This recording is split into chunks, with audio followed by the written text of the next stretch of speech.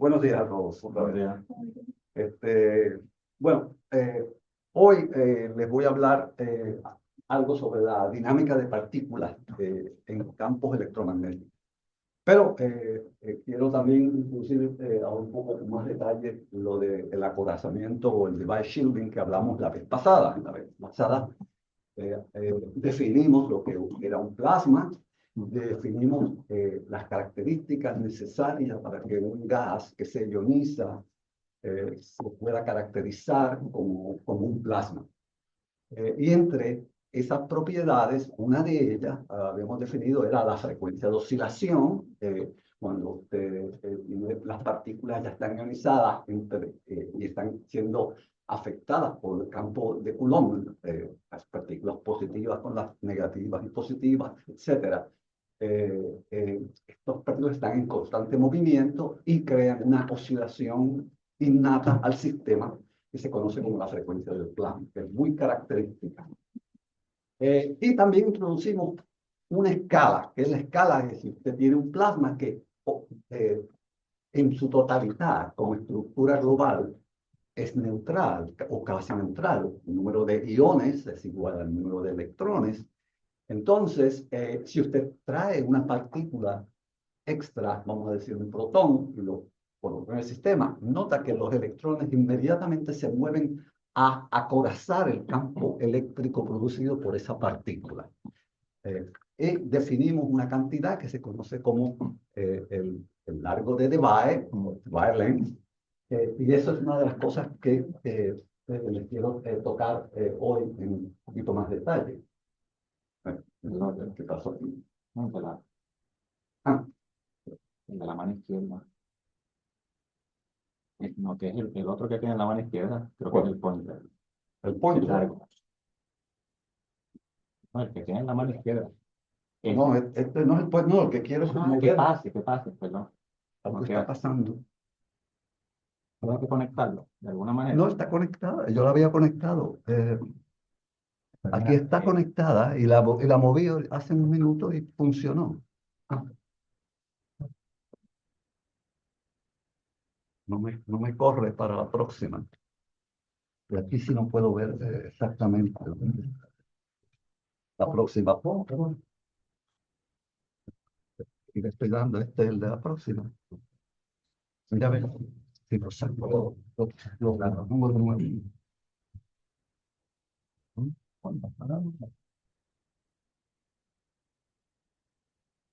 Parece. Vamos a ver. Ahí prendí una bombillita roja un momento.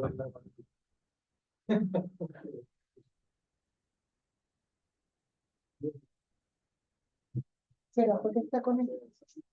No, porque estaba conectado directamente a la computadora. Yo la Ahora lo cambié movimos acá para acá. y vi que la registró.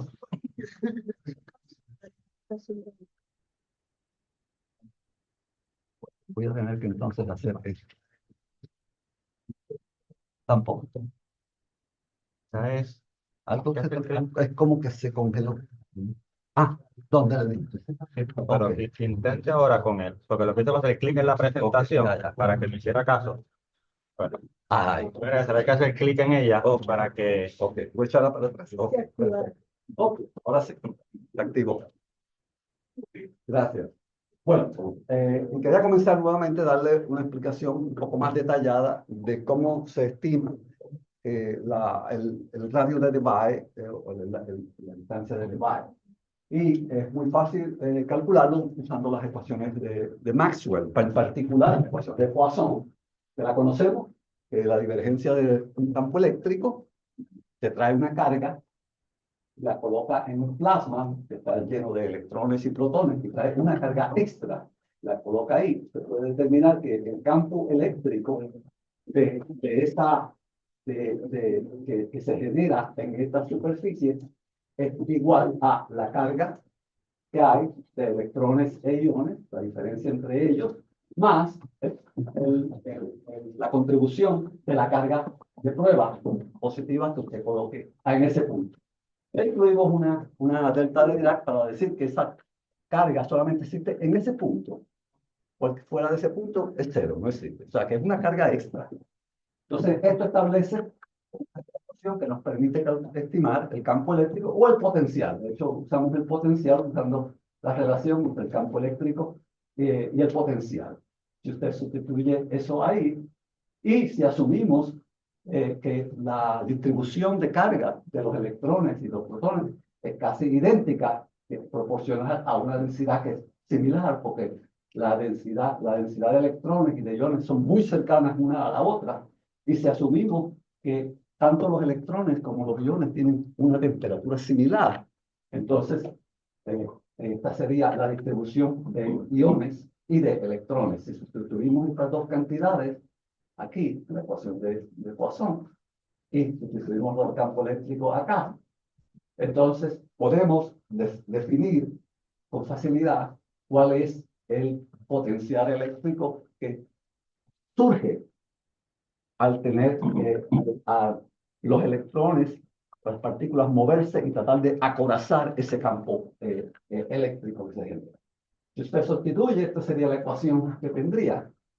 Y ahora, para resolverla, es muy simple, porque lo único que tiene que hacer es asumir que el potencial, digamos, sea pequeño comparativo con la energía térmica.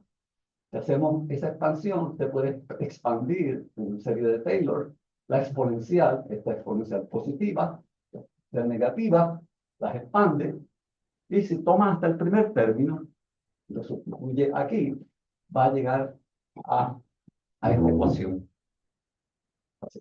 donde lambda D define el radio de acorazamiento, ¿sabes? Donde el campo eléctrico se encierra dentro de esa superficie esférica. Entonces, si usted, muy fácil resolver esta ecuación diferencial, asumiendo ciertas condiciones. Una de ellas es que el potencial, a medida que usted se va a infinito, el potencial se va a cero de alguna forma. Y si asume que ese potencial es una función de dos potenciales o de dos funciones, una es la función de Coulomb, que esencialmente es el potencial producido por una carga, y es muy fácil definirlo, y asume también que esta función es para ser determinada. Si usted establece ese potencial, que está aquí, el total lo sustituye en esta ecuación, va a tener una ecuación diferencial que se separa. Y lo que tiene que encontrar es la solución de F. Si la resuelve, que es analítica, se puede, va a encontrar esta solución que está aquí, que nos dice que el potencial total que se genera en esa superficie es una combinación de tanto de las densidades de los electrones alrededor de la carga positiva y de protones a lo largo de la carga positiva, tratando de crear el acorazamiento, más el potencial eléctrico de una carga. Y eso lo que define serían estas cantidades que está aquí. Se puede graficar esta función y nota que la de una carga, que es la coulombiana, ya, está por encima del potencial que se genera cuando se establece una coraza alrededor de la partícula. O sea que este es mucho más rápida. El campo eléctrico se reduce más rápidamente dentro de ese radio de Debye. Y eso es lo que caracteriza en general la coraza, que es una característica muy fundamental en física de plasma. Y como hablamos, esa distancia depende de la temperatura y depende de la densidad de ambas características. En sistemas que son bien calientes, el largo de Debye es mucho mayor. Igual si la densidad es muy baja, lo mismo. Y como les mencioné, esta distancia es crítica en mediciones, en particular en el espacio, no en el laboratorio, porque en el laboratorio ese largo de Debye es tan pequeño que los instrumentos de medición en el laboratorio son mucho más grandes, están realmente fuera de la esfera de Debye. Pero cuando usted está en el espacio, nuestros sensores son antenas en el satélite Y la antena tiene que tener un largo de pico a pico que sea mayor que esa distancia. Entonces, usted está diciendo, si es mucho mayor que el largo de Debye, entonces usted tiene una medida correcta del campo eléctrico en ese campo. Si no ocurriese eso, entonces su campo eléctrico no tiene sentido. Lo que está midiendo son los campos dentro de la esfera, como si las partículas estuvieran separadas, y tendría que considerar grandemente la interacción de partícula a partícula, que es muy difícil, porque el número de partículas es muy, muy grande. Así que no hay la forma característica de representarlo. De cierta forma, es una forma suave de representar nuestra estructura más pequeña en un plasma, que sería del orden siempre del largo de Debye. O sea que las ecuaciones de plasma siempre van a estar caracterizadas en la parte espacial por ese largo. Ok. Ahora, veamos qué ocurre ahora cuando tenemos una partícula en un campo electromagnético. Para comenzar, lo que tenemos que hacer es obviamente mirar las ecuaciones de movimiento de esa partícula. Lo que recurrimos a la ecuación de fuerza, la aceleración de una partícula en función a las fuerzas electromagnéticas que actúan sobre ella. Tenemos un campo eléctrico y tenemos un campo magnético, la fuerza de Lorentz y la fuerza del campo eléctrica del sistema. Y por el momento vamos a asumir que el campo eléctrico como el campo magnético son constantes, no son funciones espaciales ni temporales. Solamente queremos saber qué ocurre con esta ecuación. Si usted toma el producto escalar de esta ecuación a ambos lados, lo multiplica por punto la velocidad, por la velocidad. El lado izquierdo de la ecuación se reduce simplemente a este término que está aquí. Es muy fácil de resolver porque es el producto escalar de un vector por sí mismo. Sin embargo, en el lado derecho de la ecuación se tiene dos términos. Se tiene el término del campo eléctrico, que es el término que tenemos que extraer aquí, pero el término de la fuerza de Lorentz desaparece. Es muy fácil ver por qué. El producto de los vectores, en este caso del vector velocidad y campo magnético, es ortogonal a ambos, por tanto sigue siendo ortogonal a B. Y el producto escalar de dos vectores que son ortogonales es cero. O sea que ese término no entraría en función y fácilmente usted podría ver cómo calcular de aquí a cierto punto la energía. Representamos el campo eléctrico nuevamente en términos del potencial. Y a lo mejor el potencial tiene una variación porque el campo eléctrico, que es constante, es proporcional al gradiente del potencial, a menos el gradiente del potencial. Pues entonces tiene una función. Digamos que la parte temporal es cero. Nos queda la parte espacial. Y si sustituimos eso en la ecuación de momento, te das cuenta que el primer término nos da la energía paralela, en este caso, al campo, o energía paralela, y tenemos el término del potencial. Cuando usted junta estos dos términos, lo que encuentra es una ecuación de conservación. Significa que la partícula conserva energía en un campo constante, en este caso. ¿Okay? Donde no hay funciones espaciales ni temporales. O sea que en ese sentido tenemos una ecuación que sí satisface momento, satisface, no tenemos que preocuparnos por creación porque estamos asumiendo que son partículas, ya las partículas existen, y tenemos también conservación de energía entre ellas.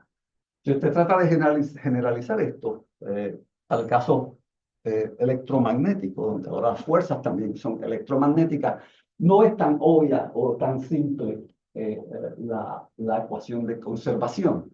En ese caso, en el caso electromagnético, el campo eléctrico no es simplemente una función de un potencial eléctrico, como está aquí, sino que tiene que incluir también un potencial debido al campo magnético. Conoce como el vector potencial, el vectorial A, donde el campo magnético se relaciona simplemente a la rotacional del vector potencial. En ese caso, para representar una relación de conservación, tendría que recurrir estrictamente a la función de Lagrange, a la variable de Lagrange L, que es representada por esta variable L que está aquí, que nos da las características que se conservan tanto de la energía como del campo, como los potenciales eléctricos y magnéticos en ese caso. Pero aún estas características no son estrictamente válidas, ¿sí?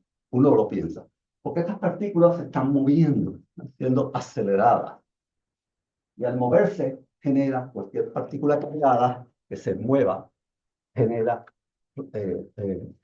un campo de electromagnético, onda electromagnética. Estrictamente se tiene también que considerar ese tipo de cosas, pero por el momento no vamos a discutir ese aspecto aquí. Vamos a asumir que este término de radiación electromagnética se puede descartar, es muy pequeño para los efectos de los movimientos que vamos a tomar en cuenta. ¿Ok?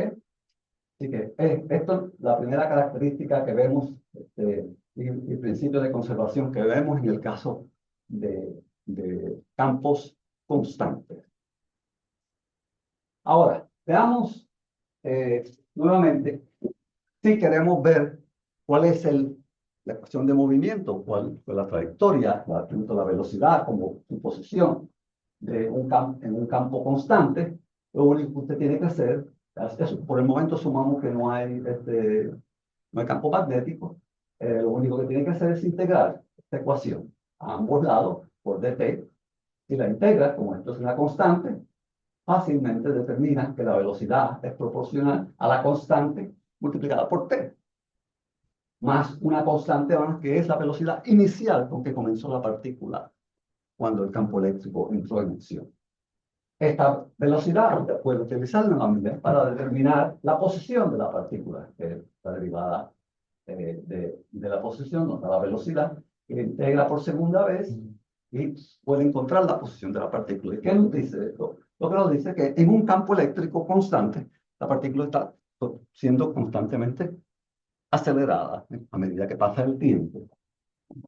Como la velocidad aumenta a medida que pasa el tiempo, y esto nos dicta cuál es la posición que esta partícula estaría después de un cierto tiempo. Así que la solución es muy simple en el caso de un campo eléctrico constante. Veamos ahora qué pasa si analizamos el término magnético, la ecuación de Lorentz, o el término de Lorentz, que es el vector B. Nuevamente tenemos la misma ecuación, pero ahora estamos viendo el lado derecho de la ecuación, la fuerza de Lorentz. En este caso, vamos por el momento que tenemos un sistema de coordenadas, X, Y, Z, y para ser simple, podemos decir que el campo magnético está mayormente en esta dirección, digamos el eje de Z. Y el plano X e Y estaría ortogonal a ese. Si queremos ver cuáles son las velocidades de este sistema, la primera que podemos ver fácilmente es multiplicar por un vector unitario esta ecuación a lo largo del campo magnético. Si multiplica por un vector unitario a ambos lados del campo magnético, este término desaparece totalmente. Ese nos daría el vector unitario a lo largo del campo por producto escalar por la velocidad, nos da la velocidad paralela a ese campo. Pero como el lado derecho es cero, nuevamente, lo que tenemos es un principio de conservación en dirección paralela. La velocidad paralela es una constante en ese caso. Ahora, ¿qué nos quedaría? Nos quedaría el término ortogonal. ¿Por qué? Porque ese sería el producto ya de estos dos vectores que están en este sitio. Y ese nos daría la aceleración ortogonal al campo magnético. Si usted introduce la variable Q y M dentro de P, va a encontrar que esto es proporcional a una cantidad que se conoce como la frecuencia de giro de la partícula cargada. Lo que eso nos dicta es que la partícula va a estar en un giro constante alrededor del campo magnético. Si asumimos que el campo magnético, digamos, en una dirección Z, esa partícula va a girar con un cierto radio y esa partícula, dependiendo de su signo, va a rodar en una dirección u otra. Una partícula positiva, por ejemplo, en este caso, tiene una rotación que es, de hecho, la manera más simple de verlo es utilizando su mano izquierda y su mano derecha. La partícula es positiva y usted coloca el dedo pulgar a lo largo del campo magnético, la rotación de esa partícula sería siempre en esa dirección. No importa en qué sistema esté, las partículas positivas, los iones, van a girar siempre con la regla de la mano izquierda, digamos. Mientras que los electrones tienen carga negativa, rotarían en sentido opuesto. ¿Ok? Así que esa es una de las representaciones. Y usted puede representar, si quiere representar el vector de rotación muy fácilmente en términos de una cantidad que es unitaria, o sea, un vector unitario, y omega c que representa en su magnitud, esta es la magnitud del movimiento del ciclotrónico de esa partícula en ese campo magnético. Nota que esta cantidad depende de la carga y de la masa. Significa que iones pesados tengan una masa mayor que, por ejemplo, que la del protón o del electrón, van a girar mucho más lento. Y obviamente la frecuencia ciclotrónica más rápida sería la del electrón, porque la masa del electrón es la más pequeña de todas las partículas que estamos considerando en el sistema, para un campo constante, por el momento. Así que, a través de este simple diagrama, usted puede ver que la partícula en el campo magnético va a tener un movimiento giratorio. Ese movimiento giratorio es bastante rápido. Se puede hacer calculaciones simples para estimar esa frecuencia del ciclotrón. Otra cosa que caracteriza este movimiento es que en la rotación esta hay un radio, el radio del círculo.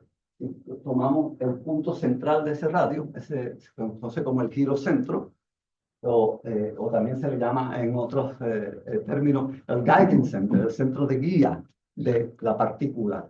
Siempre va a estar a la distancia entre ese punto y donde está la partícula nos da el radio de rotación, que es una de las cantidades que sí vamos a calcular y que nos define la trayectoria de partículas que son de naturaleza diferente, un protón versus un electrón. Así que eso es lo que queremos visualizar ahora. La velocidad en este caso perpendicular, porque obviamente, como verá, la partícula se está moviendo, en el caso de una partícula positiva, se está moviendo en esta dirección, negativa en la otra. Este vector de velocidad es perpendicular al radio y al vector con que representamos la frecuencia de rotación. En este caso, es muy fácil definir que la velocidad perpendicular, o sea, de rotación, es proporcional a la frecuencia del ciclotrón, al vector por el radio, el giro radio de la partícula en el sistema. Así que, y ya le dije dependiendo si es positivo o negativo, en qué dirección apunta el vector de giración, de giro radio. Ok. Si usted examina el movimiento completo de la partícula va a tener, entonces, si tiene un campo eléctrico paralelo o tiene un movimiento paralelo al campo, la partícula va a comenzar en un círculo, digamos, en el plano. Así. Pero como tiene un movimiento a lo largo del campo, se va a ir trasladando. Y debido al movimiento de rotación, va a formar una hélice a medida que se mueva alrededor del campo. O sea que ya vemos la trayectoria de una partícula cargada dentro de ese campo. Si usted significa que ese campo o esa partícula tiene dos velocidades, una velocidad paralela, una velocidad perpendicular, y la razón entre la velocidad perpendicular y la paralela, tomando la tangente, eso nos da lo que se llama el ángulo de inclinación. En inglés se utiliza mucho el término pitch, el ángulo a que se inclina esa partícula. Y esto es muy importante porque vamos a ver posteriormente cómo, dependiendo de ese ángulo, puede haber confinamiento o no de la partícula. En general, en un sistema donde hay campos magnéticos y tratamos de confinarlo con un campo magnético, atraparlo con un campo magnético.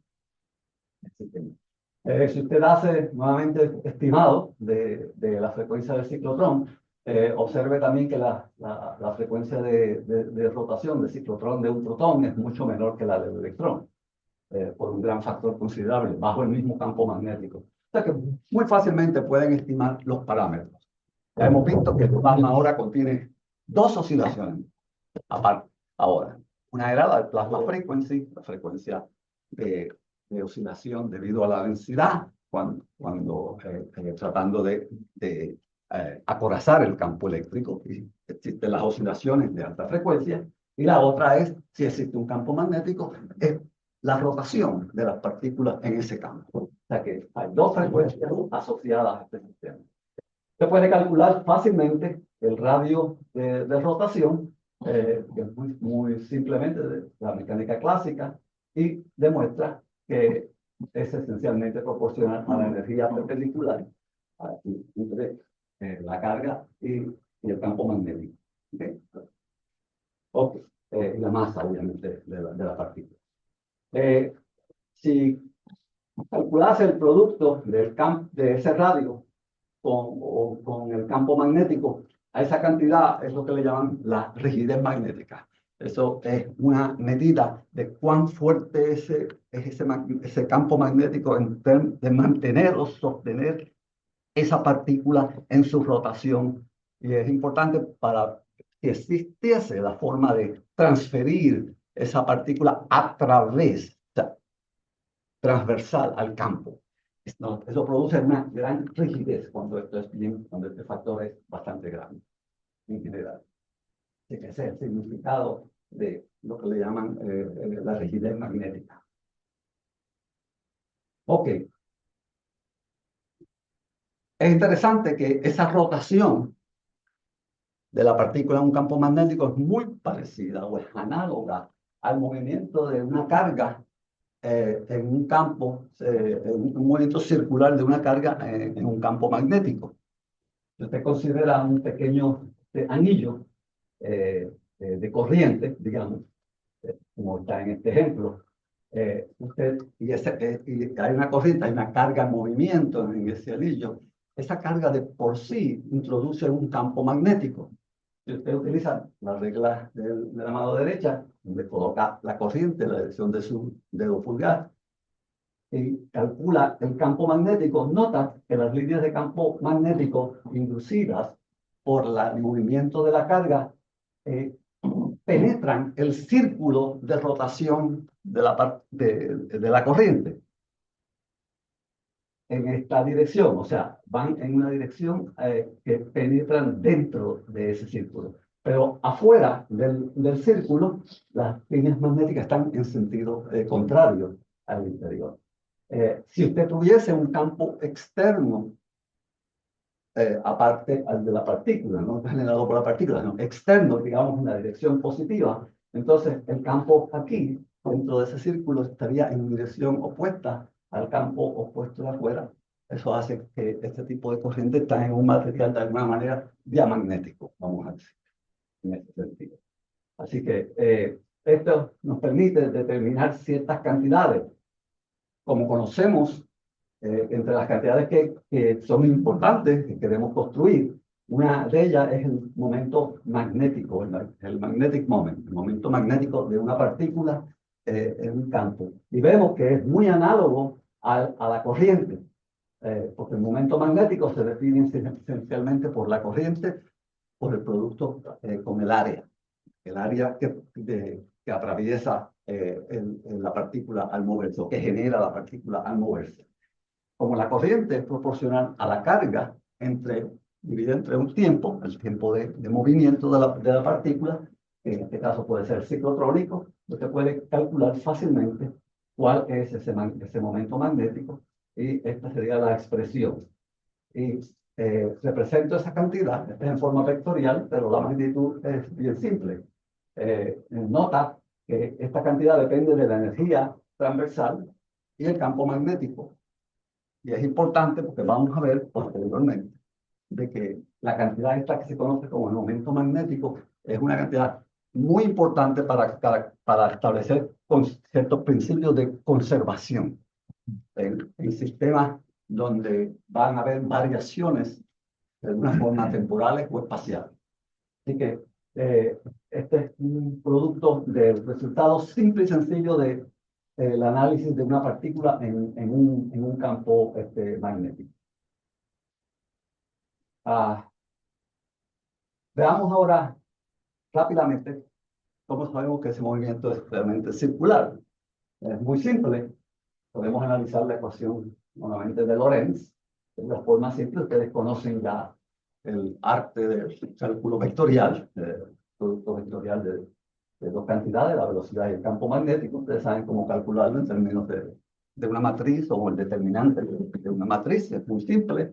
Y esto nos produce los términos de fuerza.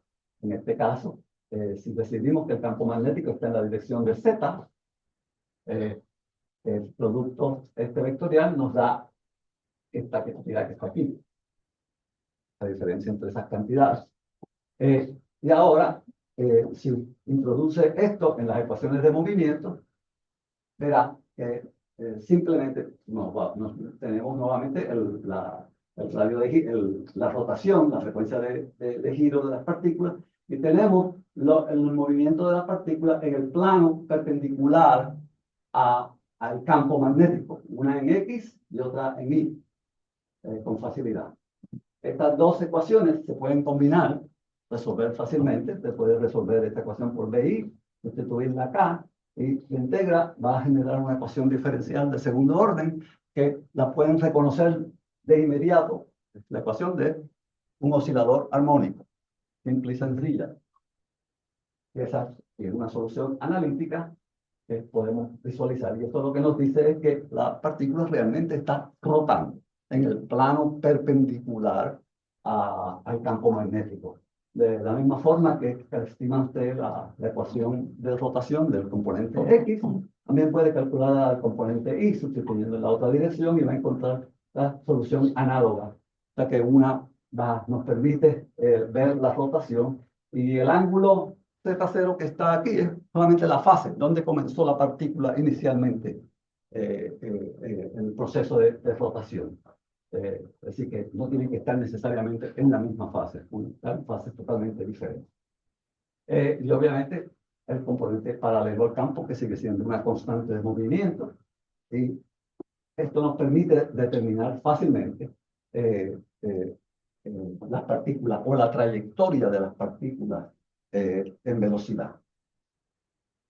De la misma forma podemos integrar esas velocidades simplemente y determinar la posición de las coordenadas, tanto en X y en Y, en el plano perpendicular.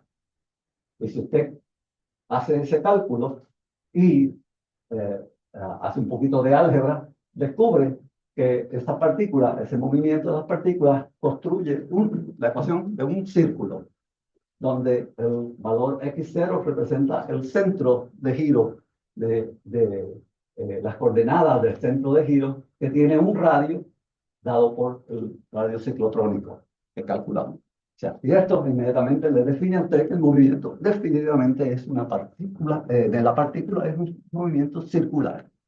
Hasta el momento lo que les he estado dando es algo bien simple, que ustedes lo conocen del principio de electricidad y magnetismo.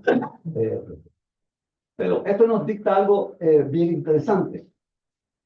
Nota que la partícula está girando rápidamente, es una rotación bastante rápida, pero si tiene un componente paralelo, se desplaza.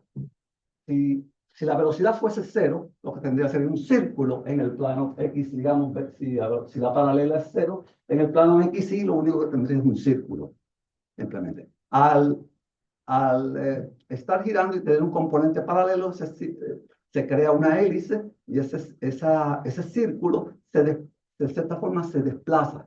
Pero podemos caracterizar el círculo por su centroide, la velocidad de lo que es el centro de giro de eso. Y esa cantidad, el centro de giro, es un centro imaginario. O sea, no hay una partícula y la partícula está en el borde, en la que está rotando. Es un centro imaginario que es simétrico, que nos define el centro de rotación, pero nos va a permitir posteriormente hacer calculaciones donde usted no necesita necesariamente calcular las cosas en la posición de la partícula, pero con determinar ciertos movimientos en el centro de giro de la partícula es suficiente para caracterizar el tipo de movimiento o desplazamiento que la partícula va a tener en campos de otra naturaleza. ¿Okay? ¿Alguna pregunta hasta este punto? Imagino que esto ha sido bastante común para ustedes. Sin ningún problema. Ok. ¿Qué pasa ahora si incluimos la software? Campo eléctrico y el campo magnético. Todavía estamos en ambos elementos constantes. Obviamente, si calculamos, por ejemplo, el componente paralelo de la velocidad, multiplicando por algo que nos da, si descomponemos la velocidad en términos de paralelo y perpendicular al campo, normalmente en plasma física se utiliza mucho esa convención, porque el campo magnético es la cantidad fundamental para confinar. Quiere tomar las velocidades y posiciones de las partículas relativo a la dirección del campo. Por tanto, es muy común utilizar el campo como el vector fundamental y podemos crear un vector unitario que es dividir el vector campo magnético por su magnitud y hacer un producto escalar a ambos lados, y esto nos daría la velocidad paralela. En ese caso, ahora este término es el único que queda, porque si multiplico este término por la dirección del campo magnético, se nos va a hacer inmediatamente. Y entonces, ¿qué nos dice esto? Bueno, lo que habíamos visto anteriormente, que la velocidad paralela, en la dirección paralela hay una aceleración debido a un campo eléctrico paralelo. Si existe un campo eléctrico paralelo, pues esa sería la aceleración. Ya este movimiento ya lo conocemos y podemos integrarla y resolver lo que ya conocíamos anteriormente. Pero si ahora queremos ver qué pasa en la parte transversal al campo. Ahora, la pregunta es, ¿qué es esa parte transversal? ¿Cómo integramos esto? Sin necesidad de saber cuál es el campo eléctrico. Sabemos que son constantes, en una forma genérica. Bueno, volvemos a la ecuación que queremos ahora resolver. Porque ahora en la parte perpendicular, obviamente aquí lo único que entra sería la parte perpendicular. Y ya esto es perpendicular al campo, por sí. Por tanto, una forma de resolverlo fácilmente, asumimos que la velocidad de la partícula en general es una combinación, una superposición de dos velocidades. Una velocidad que le llamamos velocidad prima, perpendicular, y otra, una cantidad que le llamamos U sub v, a ser definida de alguna forma. Si sustituye esto en la ecuación de movimiento, se hace un poquito de álgebra para determinar la posición de la partícula, va a encontrar una ecuación parecida a esta que está aquí. ¿Y qué pasa? Ahora tiene una decisión, tiene que definir lo que es U. De hecho, el campo eléctrico transversal que está aquí es muy fácil ver que se puede resolver de esta forma. Usted hace los productos escalares, vectoriales, perdón, en este término puede encontrar que esa E perpendicular es esta E perpendicular que está. Por eso es que aparece ese término. Pues ahora, si define UE como el producto vectorial del campo eléctrico transversal y el campo magnético, dividido entre B cuadrado, que nos da una velocidad, este término se elimina, todos los términos se van, cancelan, y lo único que queda sería la ecuación de Lorentz para la cantidad de velocidad prima. Lo que eso característica es lo que eso caracteriza es la rotación intrínseca de la partícula en el campo, que ya la conocemos del cálculo de Lorentz. Pero tenemos ahora una nueva velocidad en la parte transversal. Si superponemos todas las velocidades, la velocidad total sería una combinación de la rotación de la partícula, esta vendría de la ecuación de B', de rotación, que es simplemente la rotación y el radio de giro. Tenemos una velocidad que se conoce como la velocidad de deriva, o la velocidad, algunos le llaman la velocidad del fluido, es una velocidad, una velocidad donde se desplaza totalmente las partículas a una velocidad parecida dada por este producto, y los otros términos que vienen de la parte paralela, que nos daría todo el componente de velocidad asociado con el producto del campo, con la presencia de las fuerzas eléctricas y magnéticas en ambas direcciones. Pero vamos a ver qué es lo que significa esta cantidad que le llaman el E cross B, o la velocidad de deriva de esta. Si usted examina la velocidad de deriva, ¿qué es lo que hemos hecho? Tenemos un campo magnético que, digamos, en este caso, sale de la pantalla, ¿ok? Está en esta dirección. Las partículas, pues tenemos un ion que gira siempre, este es el campo, a la izquierda. Tenemos electrones que están abajo, pequeñitos, que giran a la derecha, con un radio más pequeño. ¿Por qué? Porque el radio de giro es proporcional a la masa. Por tanto, ya hay una diferencia entre esas dos partículas. Pero lo interesante es que se produce una fuerza, o se produce un desplazamiento, una velocidad de desplazamiento, dado por el producto vectorial entre el campo eléctrico y el campo magnético en esta dirección. Y ambas partículas se mueven en la misma dirección. Esto tiene una consecuencia bien interesante. Es casi la característica de un fluido. Todo se va en la misma dirección. O sea, como si fuera un continuo, se va todo en la misma dirección. Y como tanto los protones como los electrones están en la misma dirección, entonces no hay una diferencia entre ellos y no hay corriente. ¿Por qué? Porque están en la misma dirección. Por tanto, no hay corriente entre estos y no produce este desplazamiento, esta velocidad, no produce ninguna corriente en lo absoluto. Fíjese que es independiente a la carga y a la masa totalmente. Es solo dependiente de los campos. Esta velocidad, en general, es una de las primeras, cuando hacemos estudios en el espacio y hacemos mediciones de partículas, de las partículas, es una de las primeras cantidades que tenemos que corregir. Usted está determinando la energía de la partícula. Lo primero que quiere hacer, y para determinar propiedades de las partículas, es remover la velocidad producida por cualquier campo eléctrico. Y esa es una de las calculaciones iniciales en cualquier proceso de análisis de plasmas en el espacio e incluso en el laboratorio, porque simplifica las ecuaciones al remover ese campo eléctrico. Ok. ¿Qué si tenemos una fuerza externa? Ejemplo, gravedad, donde simplemente es representada por el producto de la masa y, digamos, el campo gravitacional. Y, bueno, en este caso, la gravedad está para arriba, pero no importa. Si usted hace el mismo análisis que se hizo para el campo eléctrico, va a encontrar que existe también una velocidad de deriva, una velocidad de desplazamiento que está producida por la fuerza externa producida por el producto vectorial entre la fuerza y el campo magnético. Y a diferencia, si por ejemplo sustituimos aquí el valor de la fuerza, en este caso de la masa por la aceleración, se encontraría que simplemente esa velocidad, primero es bien pequeña, que es mucho menor que la velocidad de la luz. Pero lo otro interesante es que encuentra que esa velocidad depende tanto de la masa como la carga.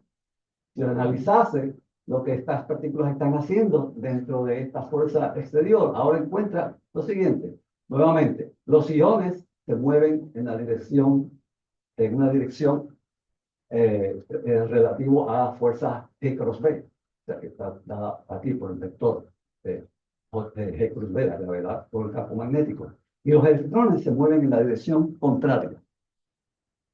Ahora, una fuerza mecánica ha introducido una velocidad de desplazamiento y de deriva que sí causa que las partículas vayan en dirección contraria. Y por consiguiente, ahora que se están moviendo en dirección contraria, ahora hay una corriente, a diferencia de un campo eléctrico. Algo curioso, que una fuerza eléctrica y magnética no produce un desplazamiento de las partículas donde hay corriente. Sin embargo, una fuerza mecánica o cualquier otro tipo de fuerza mecánica va a encontrar que sí produce corriente, una corriente que se puede calcular fácilmente, utilizando la definición de corriente, que es solamente la suma de las partículas, digamos, protón y electrón, y hay una diferencia entre estas velocidades, y se puede calcular que es proporcional a esto. O sea que estas son dos de las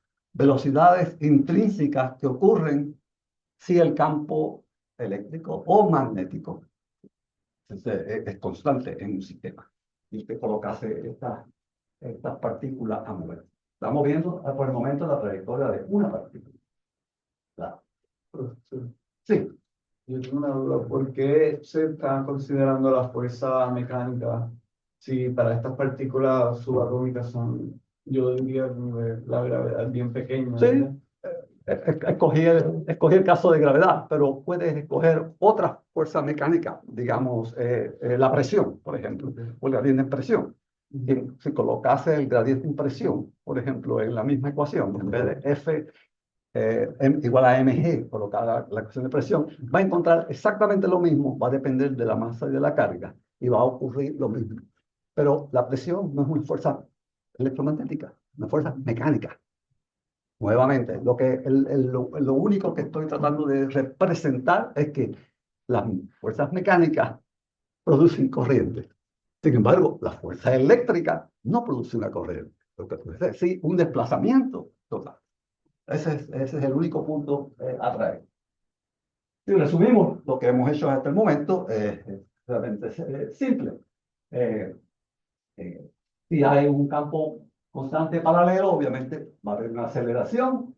Si el campo eléctrico es igual a cero y está en un campo magnético, lo que va a haber es una simple rotación de la partícula. Esa rotación va a ser a una frecuencia que se conoce como la frecuencia de giro. Y esa frecuencia de giro depende, su orientación depende de si la carga es positiva o negativa. Y existe lo que se llama un radio de giro, que lo podemos extraer de él. En adición, hemos encontrado que una fuerza eléctrica, un campo eléctrico transversal a un campo magnético, produce una velocidad de desplazamiento o de deriva, que donde las partículas todas se mueven en esa dirección, no hay corriente entre ellas. Pero si la fuerza fuese sido de otra naturaleza, en este caso mecánica, no traje otro ejemplo, basándome en la pregunta de joven aquí, también produciría, en ese caso, hubiese habido corriente.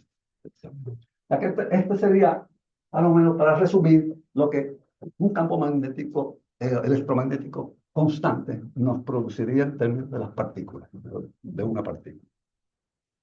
Ahora, voy a tratar ahora de hablar un poco de qué ocurre cuando ahora cambiamos las condiciones. Ahora ya no el campo magnético o el campo eléctrico no es una constante. Ahora tenemos variaciones. ¿Ok? ¿Me permite un momentito cambiar aquí?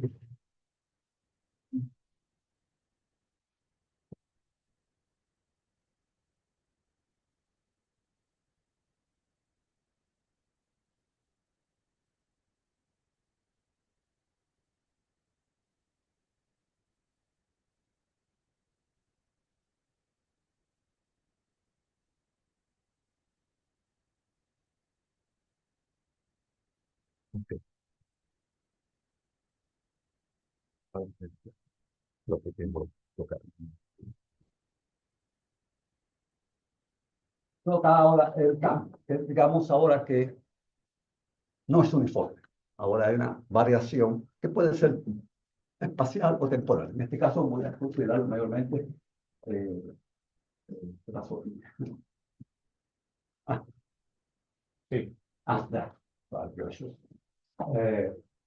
Podemos ver la dinámica de la partícula si estuviésemos ahora en un campo que no es constante, no es uniforme. Y quiero traer a colación más un ejemplo, el ejemplo más natural que hay, el caso donde usted tiene líneas magnéticas, vamos a decir algo, muy separadas de esta región, pues básicamente son paralelas, son uniformes.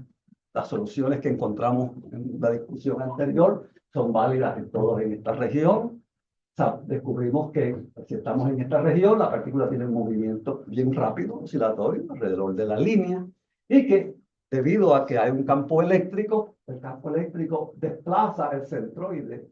Si asumimos que desplaza el centroide en una forma más lenta alrededor del campo. Estamos asumiendo en este caso en particular que estas líneas de campo, imagínensela como una botella y la rota. O sea, que es lo mismo si la rotase en la función angular. El cuello de la botella es simétrico. Por tanto, el campo en general tiene un componente constante en la dirección del Z, pero cuando nos acercamos a esta región, ahora hay un componente del campo magnético en la dirección de R. No hay componente magnético en la dirección de Z porque es simétrico, por simetría. No piensen en rotar. ¿Y qué pasa? Bueno, esto es bien interesante porque es muy fácil construir este tipo de campo. Y usted puede pensar en forma de cómo construir los campos, pero hay una cosa que jamás debe olvidar. Y esto se lo voy a decir por experiencia, no mía personal, pero me tocó evaluar un artículo de muchos años atrás de una persona muy preeminente, muy conocida, en el campo de plasma física, y estaba creando un campo magnético. Y lo primero que se olvidó fue en satisfacer la condición de divergencia del campo. Creó el campo perfectamente, hizo la publicación, me tocó de referir, y cuando lo evalúo, lo primero que yo hice es déjame ver si este campo satisface la condición de Maxwell, de divergencia de B igual a 0, y no lo satisface. A veces también eso es bueno. Cuando no la satisface, usted puede encontrar la forma de cómo corregirla de manera tal que sí satisface la condición. O sea, a veces algo que es negativo es bueno. Pero lo primero que usted quiere hacer es ver, bueno, si esto existe de esta forma, cómo yo puedo construir un campo o determinar el campo en el caso donde hay una divergencia. La divergencia es igual a 0. Pero ahora tenemos dos componentes. ¿Okay? O sea que BZ es igual a 0. Bueno, lo primero que podemos hacer es determinar. Porque voy a hablar de esto posteriormente. Ciertamente hay una variación obvia que se ve en una partícula. Si la partícula tuviese un movimiento, una velocidad paralela, se estaría moviendo a lo largo de esta línea, casi como si el campo magnético fuera uniforme. Pero en un momento dado va a entrar en una zona donde el componente del campo magnético en la dirección de R empieza a entrar. Y esa partícula, ese movimiento va a depender de la topología de ese campo. Se puede hacer esto de una forma bien dramática, donde el campo magnético, en vez de caer suavemente, cae bruscamente. Esos casos, esas variaciones son muy rápidas para los efectos de lo que queremos hacer. Lo que yo quiero es proveerles una idea básica de qué tipo de movimientos ocurren si consideramos la variación que sea suave. En la naturaleza, como hablamos en la anterior, perdón, en la charla anterior, yo les hablé de la máquina de los espejos, de Mirror Machine, que se produce con 12 rollos de bobinas o de un embobinado donde corrientes fluyen a través de eso y generan un campo magnético transversal. una partícula que esté aquí se está moviendo hacia estos extremos, está viendo un campo bien intenso en estas regiones. Sea en esta o sea en esta. O sea que el campo puede estar convergiendo o puede estar divergiendo de alguna forma.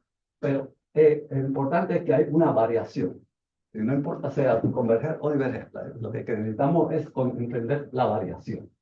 En la naturaleza tenemos eso también. En el campo magnético de nuestro planeta, de la Tierra, tenemos un campo dipolar. Y ese dipolar se puede pensar en que las líneas de campo van y convergen en los polos, polo norte o polo sur. En estas regiones es muy parecida a esta región que está aquí. Hay una gran concentración de líneas magnéticas, la fuerza magnética es mucho mayor, mientras que a este lado la fuerza magnética es menor. También notará que también existe gradiente en ese caso. Esta es la dirección que nos puede ayudar. Bueno, obviamente de la ecuación de divergencia podemos inmediatamente hacer una integración bastante rápida y determinar la componente de R, el campo magnético, en términos del gradiente del campo magnético en la dirección de Z. Y si asumimos en este caso que, por ejemplo, si estuviéramos en el eje principal, a R igual a 0, ese campo básicamente es constante, o lo conocemos, digamos, está conocido. Varía a medida que nos movemos transversalmente hacia aquí y en esta dirección. La partícula que estamos viendo en esta dirección. Así que tenemos una forma de representar el campo magnético BR en términos de Z. O sea que no son independientes. ¿Por qué? Porque la ecuación de divergencia nos forza a que una sea dependiente de la otra, de alguna manera, para satisfacerla. Ok. Si calculamos o vemos qué es lo que la partícula le está ocurriendo a medida que se está moviendo en este campo donde existe esta fuerza, se le puede calcular los componentes de la fuerza de Lorentz. Aquí están los tres componentes de la fuerza de Lorentz. Y podemos evaluar fácilmente lo que significan. El componente, de hecho, 1 y 2 son más representativos de la rotación que ya conocemos alrededor de una línea magnética, en ese caso. Hay ciertos términos, los que contienen el campo magnético en la dirección de Z, que no entran. ¿Por qué? Porque no hay componentes del campo magnético en la dirección de Z. Simétrico es solamente en R y en Z, los componentes. Por tanto, esos términos se van a hacer. Pero el componente que estamos más interesados es ver, ya que la partícula se está moviendo en esta dirección, lo que queremos es ver qué es la fuerza que actúa en la componente de Z, que va a actuar sobre la partícula a medida que ella se propaga. Y podemos nuevamente hacer la calculación, esta sería la fuerza en componente de Z en general, y podemos representar,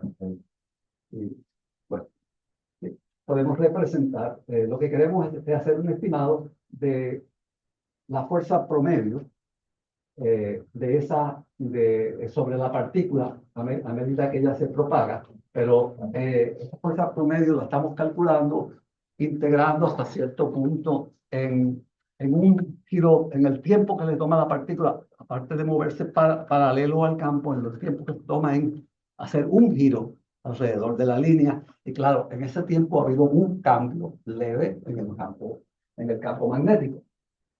Y de ahí, obviamente, podemos relacionar en promedio esa fuerza a el momento magnético que ya habíamos determinado en la clase anterior y el gradiente del campo magnético en la dirección de Z. ¿Ok? Mira. Así que es el primer cálculo. Este cálculo lo podemos generalizar en una forma simple.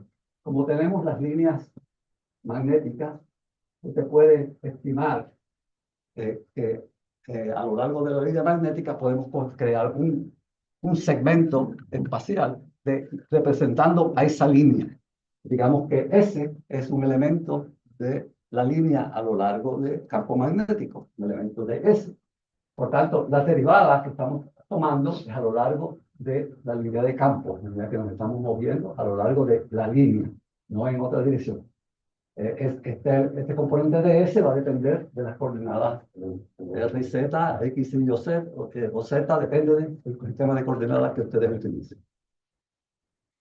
Y en general, existe una fuerza que se generaliza que depende del gradiente del campo magnético, de la magnitud del campo magnético, y esa fuerza es opuesta a la partícula. Significa que cuando esa partícula se está moviendo hacia el punto donde las líneas están convergiendo, ella va primeramente cuando está a una distancia grande, el radio de giro es grande, ¿okay? Pero porque el campo magnético es más débil. Pero a medida, como tiene un componente paralelo, a medida que se está moviendo a donde el campo magnético se hace más intenso, el radio de giro se hace más pequeño, pero empieza a girar más rápidamente. Y continúa así hasta que se propaga hasta allí. Va a sentir una fuerza que la va a parar, la partícula. La para y la echa hacia atrás. Una fuerza que es proporcional al momento magnético y al gradiente de la magnitud del campo en la dirección donde la partícula se está moviendo. Lo mismo ocurre en el caso de donde las líneas de campo no son convergentes, sino son divergentes. La misma tipo de relación. Y ya conocemos esto y ya sabemos que esto proviene de equivalencia a una corriente magnética y podemos calcular con facilidad. La idea es determinar esa fuerza paralela al campo en general. En este momento, sí, yo creo que eso es más o menos todo lo que tenía que decir al respecto de este en particular. ¿Alguna pregunta al respecto en el caso del campo? Ok. Si vemos, nuevamente, conocemos ya que esta ecuación nos da la fuerza en la dirección paralela y hay un elemento que depende de la variación de ese campo, de alguna forma. Si el campo solamente depende en la dirección, puede depender del tiempo, pero si solamente depende de la parte espacial, el DDT desaparece, esto sería algo espacial, de la variación espacial del campo.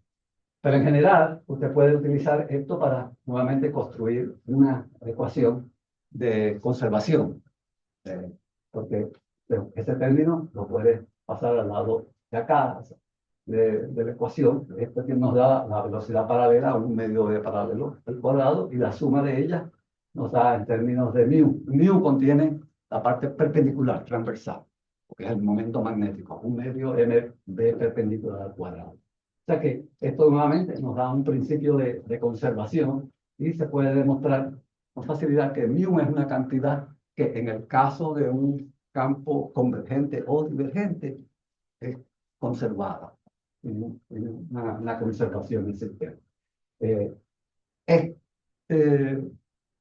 Esta calculación dio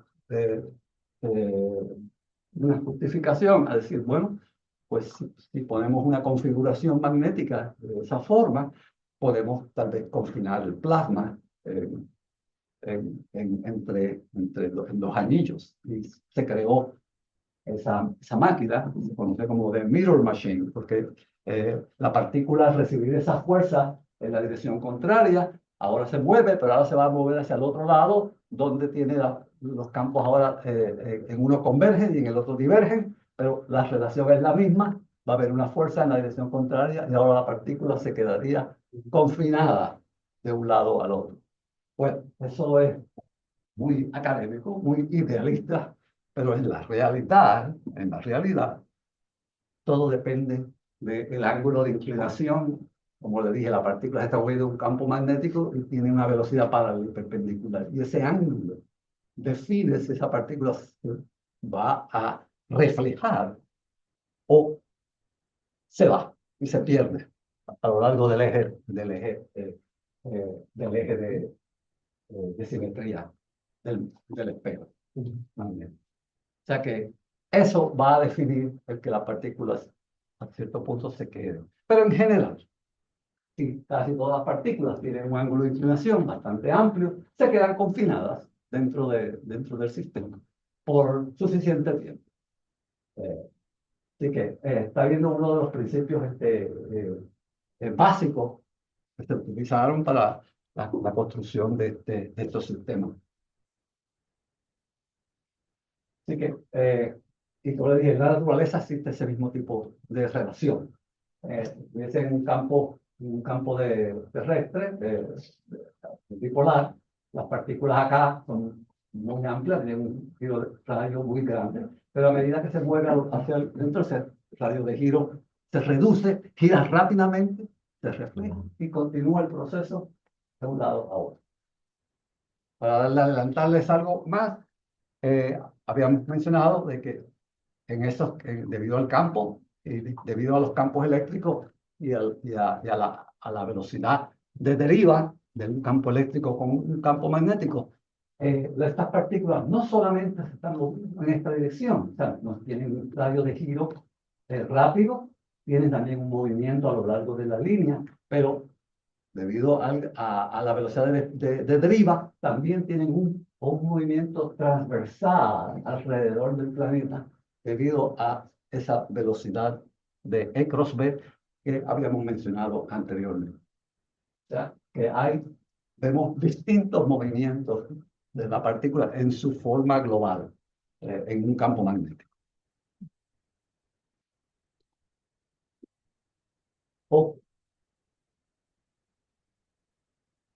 El cálculo o la determinación de la dinámica, la posición como las velocidades de las partículas, en general es un problema bien difícil, matemáticamente hablando. Si el campo es inhomogéneo y es variable, es muy difícil determinar con exactitud, precisión, en la posición y la velocidad de esas partículas, y tenemos que normalmente recurrir a métodos numéricos. En general es porque las ecuaciones, cuando empieza usted a juntar las ecuaciones de movimiento de la partícula con las ecuaciones de Maxwell, que los campos tienen que obedecer, y hacer el problema autoconsistente, se hace bastante no lineal el sistema. Y se hace muy difícil el resolverla. En general, no hay una solución analítica, estrictamente analítica de esta solución, de la dinámica de estas partículas. Y si tiene un campo, una fuerza externa, aún lo complica aún mucho más. Por el momento vamos a descartar las fuerzas externas, pero aún el simple hecho de tener un campo electromagnético que es variable nos hace bastante difícil el resolver este tipo de problemas exactamente. Hoy día, debido a los avances en matemática numérica y técnicas numéricas de integración y de resolver este tipo de ecuaciones, podemos recurrir a unas soluciones bastante exactas que predicen y nos dictan cómo estas partículas, su trayectoria y qué velocidad van a tener en campos bastante complicados. Esto es un experimento que pueden ustedes mismos jugar en un computador resolviendo y usando técnicas numéricas resolviendo esta ecuación. Para el caso simple de una partícula, un protón, un electrón, y así visualizan numéricamente la trayectoria y la dinámica de esas partículas. Pero existen hoy día códigos de simulación donde resolvemos las ecuaciones de movimiento de las partículas en un campo bien complicado, pero el problema está en que tenemos que representar no una partícula, sino un número grande de partículas, porque la realidad de un plasma no es una partícula, es un conjunto de ellas. Y hay formas, no numéricamente, donde podemos hacer ese tipo de representación, resolviendo, si usted tiene, por decir un número, 10 a la 6 partículas en su caja de simulación, y tiene una caja de un largo L y usted la distribuye, crea una malla con variación en el campo, en esa malla. Las partículas van a ocupar un punto pequeñito que pueden estar en cualquier lugar de las celdas que usted ha dividido la caja de simulación. Se puede calcular todas las partículas, el movimiento de todas las partículas, de las 10 a las 6 partículas que va a tener en esa simulación. Y digo 10 a la 6,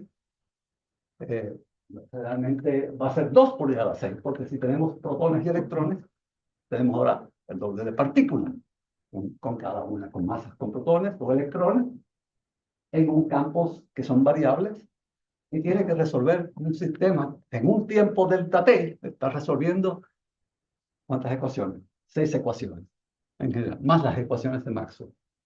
6 ecuaciones que son la posición, la velocidad de las partículas, digamos en un sistema cartesiano, de X, de Y y de Z, y la posición de las partículas en X y Z. Y es importante tener esos cálculos correctos. ¿Por qué? Porque la combinación de la posición de las partículas nos dicta la densidad de carga por la cual el campo eléctrico va a ser afectado a través de la ecuación de Poisson. Esa es la autoconsistencia. Y las velocidades y posiciones de las partículas dictan las corrientes, que por otro lado afectan el campo magnético.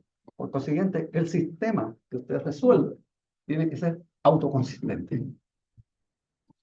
Para un número, como les digo, de 10 a la 6, 10 a la 7, tal vez 10 a la 8, podemos hacerlo usando supercomputadores. El problema es cuando quiere ir a la realidad. Un plasma donde tiene 10 a la 35 partículas o 10 a la 50, ahí va a tener problemas grandemente. Entonces hay que recurrir a otro tipo de modelos o a otra forma de representarlo. Pero se pueden hacer muchas cosas. Así que si tengo en algún momento la oportunidad, les puedo presentar un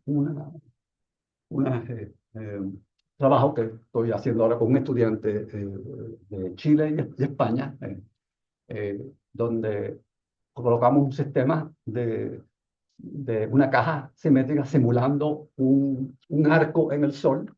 Esencialmente cortamos el arco y queremos ver qué le pasa a esas partículas cuando una onda penetra, y colocamos aproximadamente 1 millón de partículas. Estamos cogiendo eso en una simple laptop como esta, con una memoria de 32 gigabytes, más o menos, y podemos hacerlo y construir las ecuaciones de movimiento, las velocidades, rápidamente. O sea, requiere espacio y requiere tiempo. Guardar todos los datos cada cierto tiempo y hacer la simulación. Y después el análisis posterior, a ver si coincide con la imagen que tenemos del loop magnético. Anyway, esa sería la forma en general. Pero existe una forma donde podemos extraer algo de información en estas ecuaciones si hacemos unas pequeñas asunciones en la variación de los campos, sea eléctrico o magnético.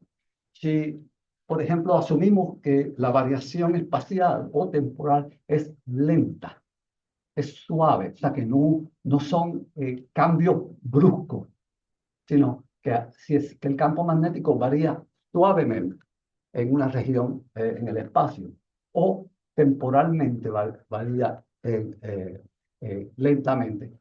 Podemos, dentro de ciertas restricciones, hacer unas aproximaciones a las ecuaciones de movimiento, donde sí podemos extraer algo analítico que nos permite describir un poco la dinámica de las partículas. Y esa es la dirección que quiero retomar. No sé qué hora es, así que, Mayra, si me permite. ¿Qué hora es? 12:47. ¿Perdón? 12:47. 10 minutos. Pues me detienes cuando sea necesario porque podemos continuar de esto en la próxima clase. Vale. Ok, lo que primero queremos hacer es asumir que tenemos una variación pequeña en el campo. Y que la fluctuación, cualquier fluctuación en el campo es de cierta naturaleza, es una naturaleza donde la fluctuación, el cambio en ese campo es mucho menor que la magnitud del campo mismo. Es como si usted tuviera una línea magnética y tuviera una pequeña perturbación superpuesta a ella, pero en la magnitud de esa perturbación es mucho menor que la magnitud del campo. O sea que es una variación lenta o suave. Pero también vamos a asumir que esa variación ocurre dentro del área de giro o posterior a ella. O sea que si usted está mirando una partícula, si el campo fuese uniforme, la partícula se quedaría en un círculo exacto. O sea que giraría 2pi y regresa al mismo punto y se queda ahí. Pero ahora, si la partícula se está moviendo de una región a otra y en la otra el campo magnético ha cambiado levemente, entonces ahora el círculo no se cierra. Hay una pequeña diferencia entre la posición del giro centro y la posición de la partícula. Y esa diferencia se caracteriza por del orden de el radio de giro. Y si usted multiplica el producto del radio de giro por el gradiente de ese campo, ese sería el orden más o menos de la perturbación que queremos utilizar para obtener algo analítico. Nos permita desarrollar un poquito sobre eso. Esta aproximación es lo que se llama la aproximación de primer orden. A la larga ya algunos de ustedes, estoy seguro que les está corriendo en la mente decir, bueno, por eso es que el campo de alguna manera vamos a expandirlo en algún tipo de series, como Taylor. Así que y están en lo correcto. Vamos moviéndonos en esa dirección. Pero lo que queremos es que esa variación sea, retenemos solamente hasta el primer orden, no mucho más, no segunda derivada, tercera derivada, nada de eso, sino variaciones suaves. Ese es el tipo de esto. Y esto, nuevamente, le conoce como la teoría de first order, de la aproximación. De hecho, esta técnica fue desarrollada por Hans Alfvén cuando comenzó a trabajar en estos problemas en relación al movimiento de partículas en el campo dipolar. Y es bastante exitoso. Pues nuestra idea ahora es llevar de alguna manera, llevar este concepto y ver qué podemos extraer analítico que nos diga algo de lo que está transcurriendo en la partícula. Y no solamente la posición de la partícula es importante, pero también la posición del centro de giro de la partícula. Ok. Esto es lo que les estaba indicando. Si la partícula, si estuviésemos en el campo constante, obviamente el círculo sería cerrado, no había problema. Pero ahora, una partícula que está aquí y está siendo influenciada por un campo, gira, y cuando viene la segunda vez, como ha sentido una variación del campo magnético de esta posición a esta posición, no cierra. Y esta pequeña diferencia es la que queremos representar hasta cierto grado en este tipo de expansión.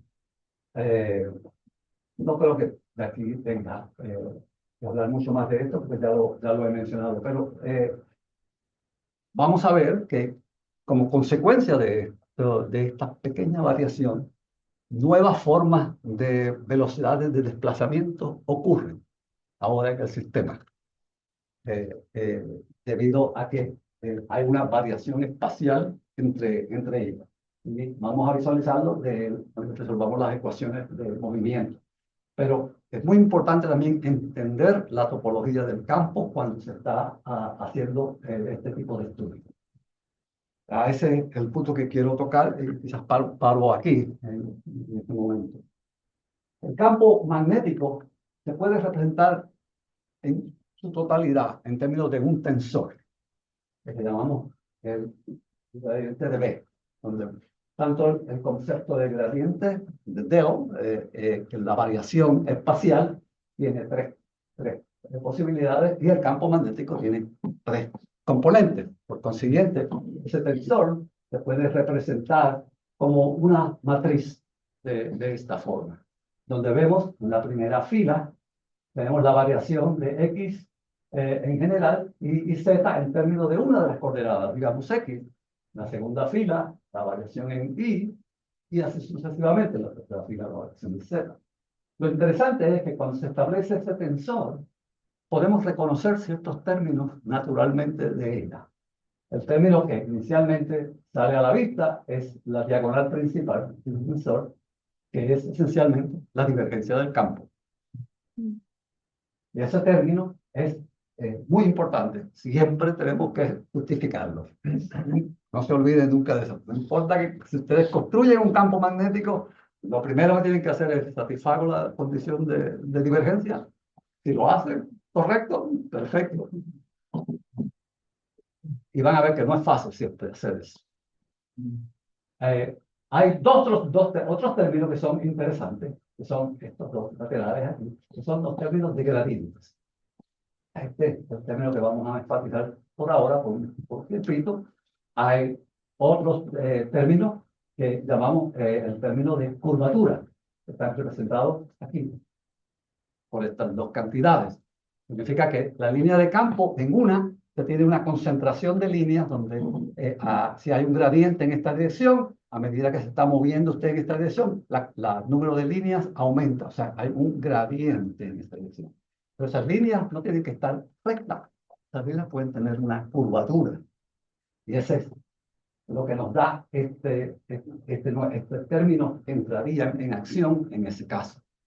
Y en adición, hay otro término que se conoce como el tiempo de shear o el tiempo de una torcedura del campo magnético. Si usted tiene el campo magnético y lo curvea un poco, pero en adición ahora yo lo cojo y le doy una torcedura, entonces ahora tiene un campo que tiene un desplazamiento cortante.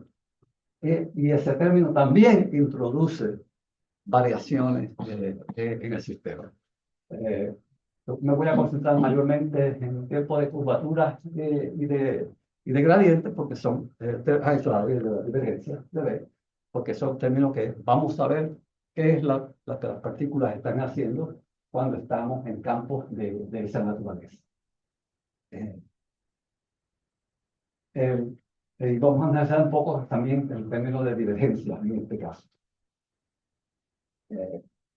Así que una forma en la cual usted puede construir campos magnéticos o topologías magnéticas es asumiendo que no hay corriente, por tanto el campo magnético es representable en términos de un potencial magnético, donde pi es una cantidad escalar que depende del campo.